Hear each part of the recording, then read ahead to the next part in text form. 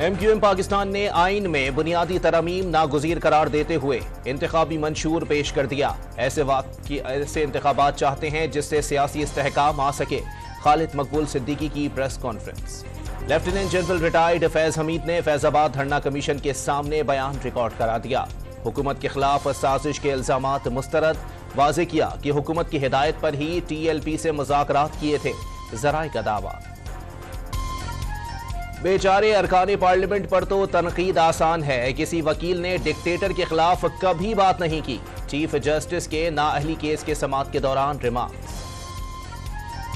PTI ने बल्ले का इंतखाबी निशान वापस लेने के लिए पेशावर हाई कोर्ट का फैसला सुप्रीम कोर्ट में चैलेंज कर दिया। बैरिस्टर गौहर इंतखाबी निशान बहाली की इस्तदा। सबसे ज्यादा चैलेंजेस का सामना PTI को है। अगर बल्ला वापस ना मिला तो ये जमहूरियत के खिलाफ बड़ी साजिश तस्वुर होगी। बैरिस्टर गौहर की मीडिया से गुफ्तगू। चीफ इलेक्शन कमिश्नर ने अस्तोर जिमनी इलेक्शन कलअदम करार देकर दोबारा इलेक्शन का फैसला सुना दिया। PTI ने फैसले के खिलाफ अदालत से रुजू का ऐलान कर दिया। नेपरा ने बिजली 4 रुपए 13 पैसे फी यूनिट मजीद महंगी कर दी। नवंबर की माहाना फ्यूल एडजस्टमेंट की मद में किया गया इजाफा। जनवरी के बिल्स में वसूल किया जाएगा।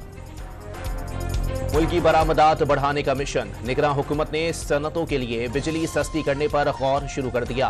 प्लान IMF के सामने पेश किया जाएगा।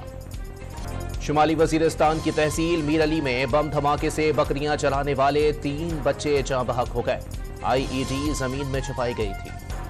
बलूचिस्तान के जिला सोराब में RCD रोड के करीब तेज रफ्तार मुसाफिर वैगन और कार के दरमियान तसादुम में 5 अफराद जाँ बहक और 7 जख्मी हो गए।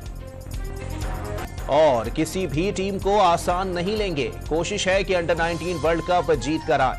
हेड कोच मोहम्मद यूसुफ की प्रेस कॉन्फ्रेंस।